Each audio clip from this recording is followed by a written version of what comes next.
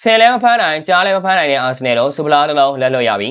အားလုံးပဲမင်္ဂလာပါဗျာအာဆင်နယ်နဲ့မန်စီးတို့ရဲ့ကာရာဘောင်းဖလားပိုလိုပွဲစဉ်ကတော့ဇီတူဆိုတဲ့ရလဒ်နဲ့ပြီးဆုံးသွားခဲ့ပါပြီမန်စီးတင်ကပဲရွေးရမပြတ်ဒီစူပလာကိုထပ်မံသိမ်းပိုက်ခဲ့တာပါမန်စီးတင်ဟာဒီဟာဒီကစူပလာတွေကိုလက်လွတ်ထားခဲ့ရတဲ့အခြေအနေမျိုးမှာကာရာဘောင်းစူပလာကိုတော့အပိုင်သိမ်းခဲ့ပါတယ်ခန်းနာစွာကျင်းပခဲ့တဲ့ဝမာလီကွင်းတင်ကဘိုလိုပွဲစဉ်မှာတော့မန်စီးတင်ချန်ပီယံဖြစ်ခဲ့ပြီးအာဆင်ကတော့ထုံးစံအတိုင်းဒီနှစ်မှာလည်းဒုတိယလူဆိုတဲ့ဂုဏ်ပုတ်ကိုထပ်မံရခဲ့ပြန်ပါတယ်အာဒီတာဘလောက်ကောင်းကောင်းဆရာဖြစ်သူပတ်ကိုမမီကြောင်းဂွာလာကပြသနိုင်ခဲ့ပြီးမန်စတီးတင်ကတော့6ချိန်မြောက်ကာရာဘောင်းစူပလာကိုစုကူးနိုင်ခဲ့ပါတယ်။ဒါပြင်ဂွာလာအတွက်ကတော့ဒီစူပလာကို9ချိန်မြောက်ရယူနိုင်ခဲ့တဲ့နီးပြအဖြစ်မှတ်တမ်းဝင်ခဲ့ပြီးဒါစနေတင်ရယူနိုင်ခဲ့တဲ့နီးပြဖြစ်လာခဲ့တာပါ။ပွဲအကြောင်းကိုပြောမယ်ဆိုရင်ဒိုးချင်းမှာရောတင်းလိုက်မှာပါဂွာလာရဲ့မန်စတီးတင်ကတာခဲ့ပြီးတပွဲလုံးမှာအာစတင်အသင်းလိုက်နိုင်ခဲ့တဲ့တခုတည်းသောအရာကသူတို့အသင်းနဲ့တွေ့တိုင်းဂိုးသွင်းတဲ့ဟာလန်ကိုထိန်းချုပ်ထားနိုင်ခဲ့တာပါ။ကျန်တဲ့ຢာတွေကိုတော့မန်စီးအသင်းကိုရှင်မြိုင်နိုင်ခြင်းမရှိခဲ့ပဲဘယ်တော့မှကစားမတူကိုစိတ်ကြိုက်ဘောလုံးစားဝင်ပေးခဲ့တာကတကယ်ကိုအားအသင်းစရာပါအာစနယ်အသင်းကတော့ဒီနေ့မှာတိုးချင်းလည်းဘယ်သူမှမကောင်းခဲ့တယ်လို့အသင်းလိုက်မှာပါဘာဆိုဘာမှမလုပ်နိုင်ခဲ့ပါဘူးအမြင့်ဆုံးဆင့်ကိုရောက်ပြီဆိုရင်အာစနယ်အသင်းကတော့ဒီလိုမျိုး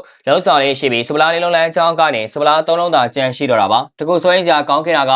အာဆင်နယ်စူပလာမရခဲ့တဲ့အပေါ်မှာဝေဖန်ပြစ်တင်မှုတွေများစွာရှိနိုင်ပြီးဒီຢာတွေကပဲအာဆင်နယ်အသင်းကိုတခြားသောစူပလာတွေကိုရိုက်ခတ်လာနိုင်တာပါအာဆင်နယ်အသင်းကတော့ဒီအနေထားဒီရှုံးပွဲတွေကိုဘယ်လိုမျိုးသင်ခန်းစာယူပြီးလာမယ့်ပွဲစဉ်တွေကိုအကောင်းဆုံးဖျက်ဆီးသွားပါလိမ့်ဒါအပြင်နောက်တစ်ချက်ကဂျားခွဲမှာကင်ရတဲ့ပွဲမှာတော့မန်စီးအသင်းကိုရှင်မကစားနိုင်ခဲ့ရင်မန်စီးကွင်းမှာသွားကစားမဲ့ပွဲစဉ်မှာအာဆင်နယ်အသင်းတို့မန်စီးကိုရင်ဆိုင်နိုင်မှာမလားအာဆင်နယ်အသင်းကမန်စီးအသင်းရဲ့ EDF ကွင်းမှာကစားရအောင်မှာဖြစ်ပြီးအဲ့ပွဲစဉ်မှာလည်းအာဆင်နယ်တို့ထပ်မံရှုံးနေခဲ့မယ်ဆိုရင်အခြေအနေဟာတစ်မျိုးတစ်ပုံပြောင်းလဲသွားနိုင်သေးတာပါလက်ရှိမှာတော့အာဆင်နယ်အသင်းဟာပရီးမီးယားလိဂ် FA ကပ်နဲ့ချန်ပီယံလိဂ်ပြိုင်ပွဲ3ခုကိုဆက်လက်ကစားသွားတော့မှာပါအာဆင်နယ်အသင်းဘယ်လိုမျိုးပြန်လာနိုင်မလဲအာဒီတာတယောက်ပထမဆုံးလွတ်လိုက်ရတဲ့စူပလာတစ်လုံးနဲ့ဘယ်လိုမျိုးပြရာခတ်နေမလဲဒီရှုံးပွဲကနေအာဆင်နယ်အသင်းဦးကျိုးသွားနိုင်လားဗီဒီယိုလေးကဒီလောက်ပါပဲအဆုံးလေးကြည့်ရှုပေးခဲ့ကြတဲ့အတွက်အားလုံးကိုကျေးဇူးထူးပဲတင်ရှိပါရခင်ဗျာ